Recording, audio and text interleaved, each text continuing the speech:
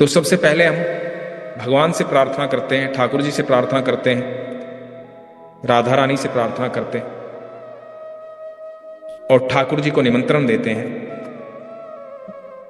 हे श्री कृष्ण प्रिय मित्र, सर्वेश्वर, अनंत ब्रह्मांड के रचिता, हम आपको निमंत्रित करते हैं, एक एक शब्द आपका आप ही के द्वारा समझाया जाए, आप ही के द्वारा बोला जाए। हमें इतना सक्षम करना प्रभु, ऐसी बुद्धि देना कि आपका बोला गया एक एक शब्द हम समझें और अपने जीवन में उतार पाएं और उस राह पर चल पाएं जिस राह पर आप चाहते हैं कि हम चलें, क्योंकि हम आपसे मिलना चाहते हैं प्रभु, सीधे आपसे मिलना चाहते हैं, आपके साथ रहना चाहते हैं, आपके समीप रहना चाहते हैं, आपसे वार्तालाप करना चाहते हैं प्रभु। इन इस अनंत ब्रह्मांड में हमारी कोई ऐसी इच्छा नहीं जो आपके और मेरे बीच में किसी भी तरह की बाधा डाल पाए। इसलिए सर्वोपरि इच्छा यही है कि प्रभु आपके साथ बैठना है, आपके साथ बातें करनी है, आपके साथ भोजन करना है, आपके साथ रहना है। इसलिए आपसे विनती करते हैं कि आप आइए और अपने द्वारा बोला गया एक एक शब्द हमें समझाइए, ऐसी बुद्धि दीजिए कि हम उसे समझने में सक्षम हों और उसको जीवन में उतारने में सक्षम हों, अपने जीवन में उतार पाए। हरे कृष्ण, राधे कृष्ण। परमपिता परमेश्वर की आज्ञा से 8वां अध्याय शुरू करते हैं। अर्जुन ने कहा, हे पुरुषोत्तम, वो ब्रह्म क्या है? जिस ब्रह्म की आप बात करते हैं कि वो ब्रह्म को प्राप्त हो जाते हैं, सकाम निष्काम कर्म करने वाले, मुझसे प्रेम करने वाले, तो ब्रह्म है क्या? अध्यात्म क्या है? भगवान से अर्जुन वो प्रश्न पूछ रहा है जो हमारे मन में कई बार आते हैं। अध्यात्म क्या है प्रभु? कहते हैं कर्म क्या है? अधिभूत नाम से क्या कहा गया है? अधिदैव किसको कहते हैं?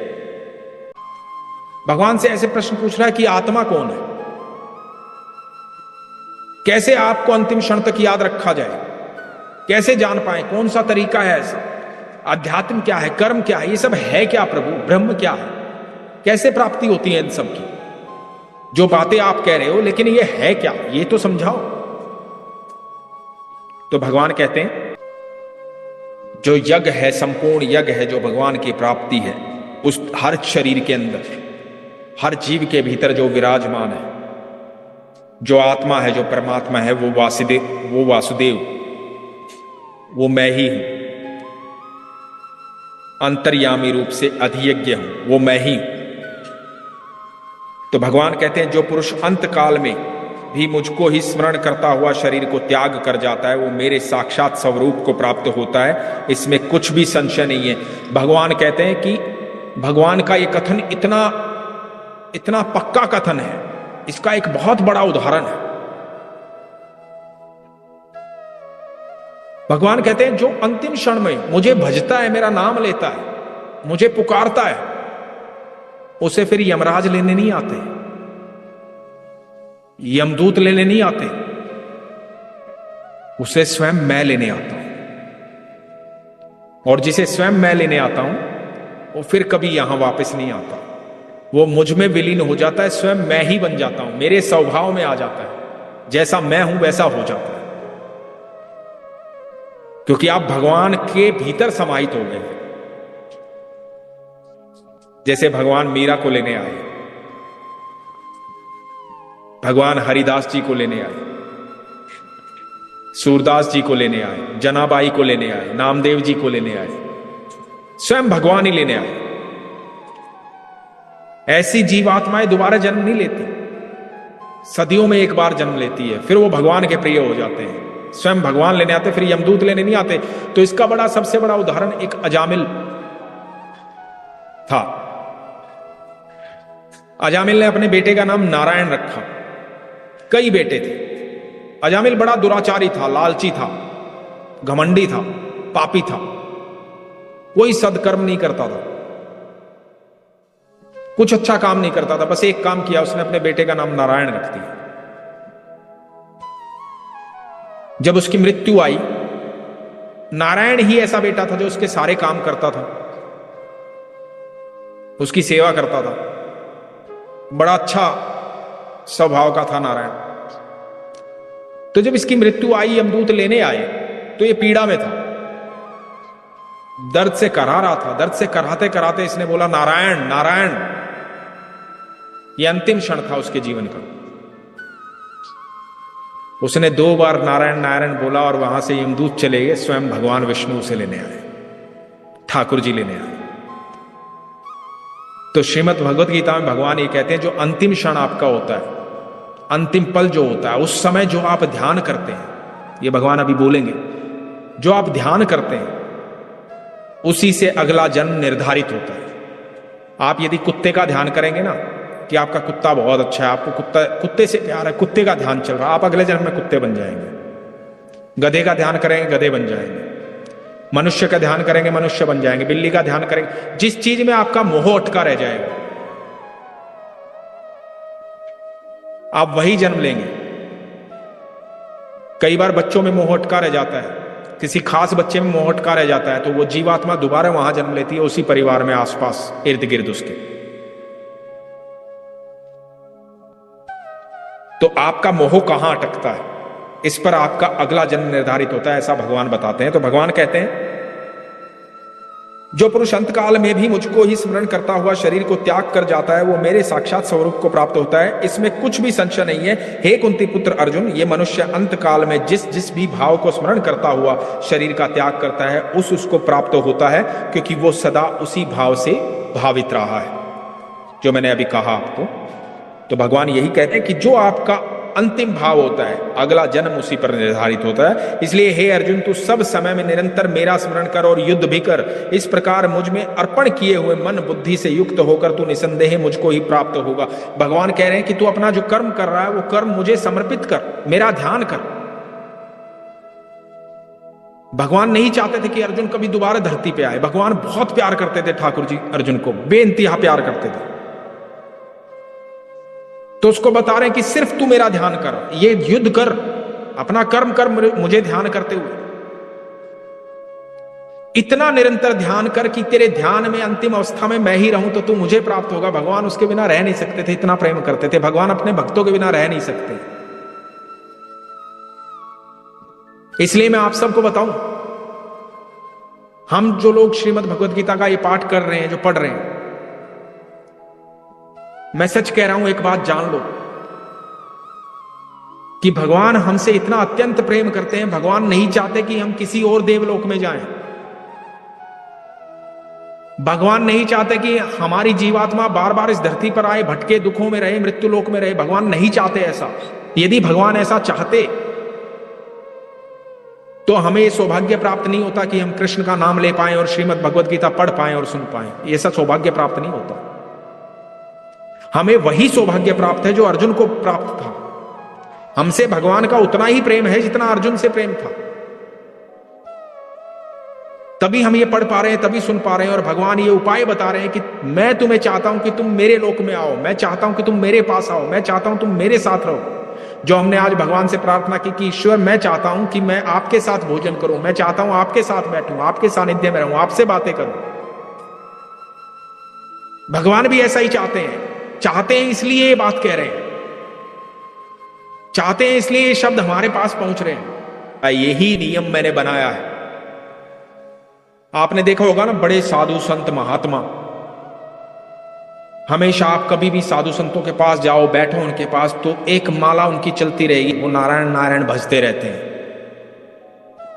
वो भजते रहते हैं, राधा राधा, कृष्ण कृष्ण, राधा राधा, नारायण नारायण, नारायण नारायण, भजते रहते हैं। वो निरंतर क्यों भजते रहते हैं? वो निरंतर इतने भजते रहते हैं कि सब कॉन्शियस माइंड में इतना बैठ जाए ये नाम, इतना भज लूं इसे,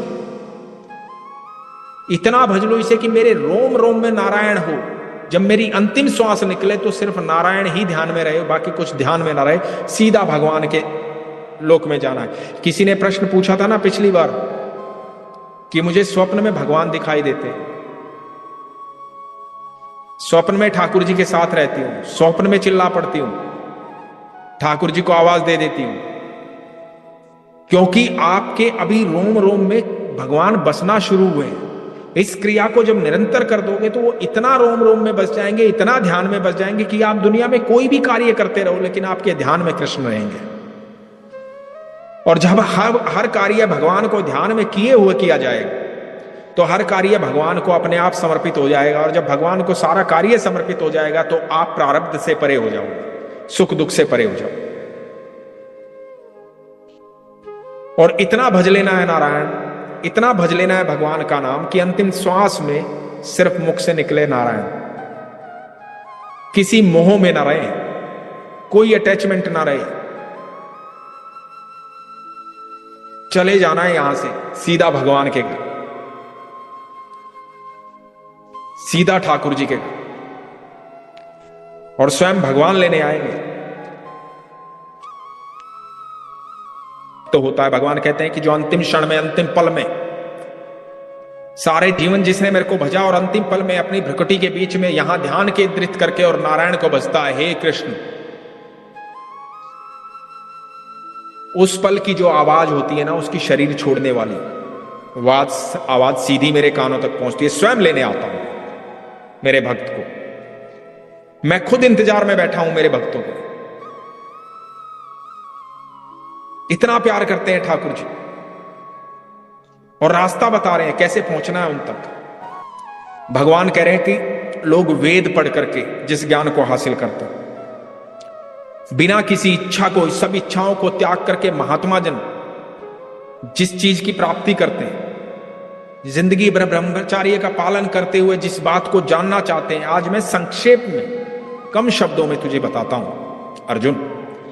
सब इंद्रियों के द्वारों को रोककर तथा मन को हृदय में स्थिर करके फिर उस जीते हुए मन के द्वारा प्राण को मस्तक में स्थापित करके परमात्मा संबंधी योग धारणा में स्थित होकर जो पुरुष ओम, इस एक अक्षर रूप ब्रह्म को उच्चारण करता हूं और उसके अर्थ स्वरूप मुझ निर्गुण ब्रह्म का चिंतन करता हूं शरीर को त्याग कर जाता है, वो पुरुष परम गति को प्राप्त होता है। भगवान कहते हैं जो ओम का ध्यान करता है, ओम का उच्चारण करता है और ओम का उच्चारण करते हुए मेरा ध्यान करता है, ऐसा व्यक्ति परम गति को प्राप्त होता है।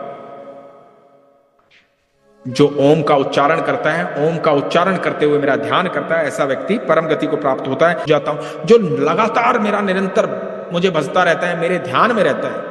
जो मैंने बताया कि लगातार ध्यान में रहोगे तो कर्म अपने आप समर्पित है भगवान को। तो भगवान कहते हैं ऐसा पुरुष जो है बड़ी सुलभता से, साधारण तरीके से, बड़े सहज ही मुझे प्राप्त कर लेता है। सिर्फ ध्यान करना है भगवान का, नाम जपना है भगवान का, बाकी सब अपने आप हो जाएगा। सहजता से भगवान प्राप्त हो जाए। भगवान क्या कह रहे हैं यहां पर, बड़े ध्यान से सुनिएगा अगली बात जो भगवान बोल रहे हैं। ब्रह्मा का जो एक दिन है उसको 1000 चतुर्युग गीत की अवधि वाला, और रात्रि को भी 1000 चतुर्युग गीत की अवधि वाली जो पुरुष तत्व से जानते हैं, वे योगी जन काल के तत्व को जानने वाले। भगवान कहते हैं जितने देवी देवता हैं, जितने लोग हैं, ब्रह्म लोग हैं, देवलोक हैं, जितने लोग हैं, उन सब की एक अवधि है, एक समय सीमा। ब्रह्मा जी का एक दिन जो होता है, वो जो एक दिन का जब प्रकाश होता है, वो उदय होता है, पहला दिन जब शुरू होता है तो सारी सृष्टि के जो जीव हैं वो जागृत होते हैं। ये सारी सृष्टि जो है वो जागृत होती है जब पहला दिन, जब पहली किरण फूटती है ब्रह्मा जी की, और वो सब तब तक जीवित रहते हैं जब तक ब्रह्मा जी के दिन की रात नहीं होती है। लेकिन ये भी समय सीमा हो गई। भगवान क्या कहते हैं, जो मुझे भजता है वो इन समय सीमाओं से परे है।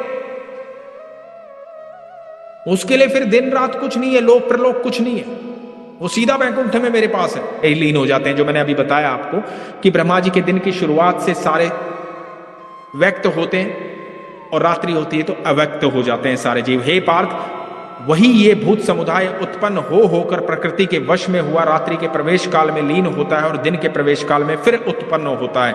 लगातार जन्म जन्मांतर तक ये चलता रहता है। आप आओगे, जाओगे, मृत्यु लोक में जन्म लोगे, फिर चले जाओ।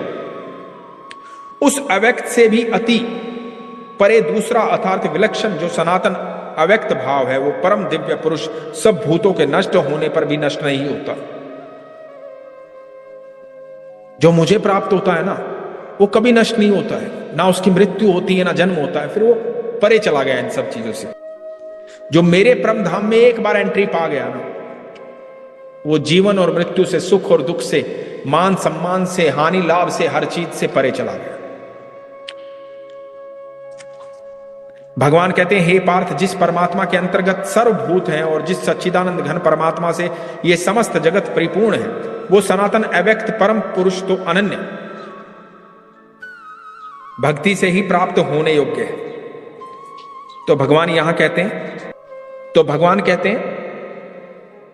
भगवान ने एक परिस्थिति बताई कि शुक्ल पक्ष के इस समय में जो योगी जन शरीर को छोड़ते हैं, जब उत्तरायण में होता है सूर्य, तो उत्तरायण के 6 महीनों का अभिमानी देवता है, तो वो सूर्य लोक को प्राप्त होते हैं, ब्रह्म को प्राप्त होते हैं। ऐसे योगी जन ब्रह्म को प्राप्त होते हैं।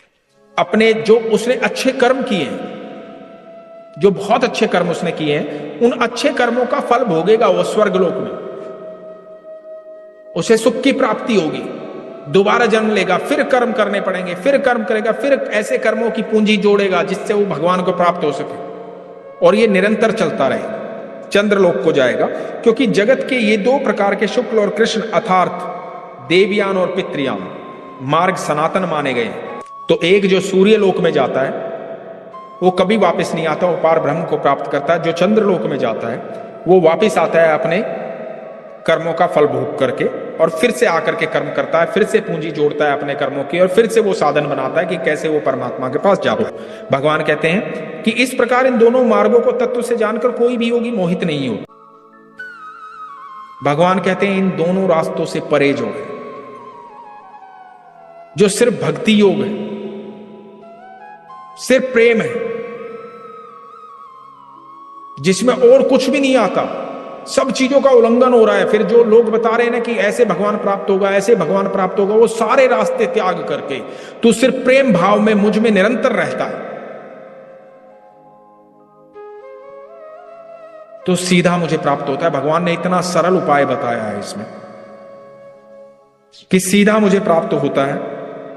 और यहां पर आज हमारा ईश्वर की कृपा से, ठाकुर जी की कृपा से 8वां अध्याय संपूर्ण होता है। हरे कृष्ण।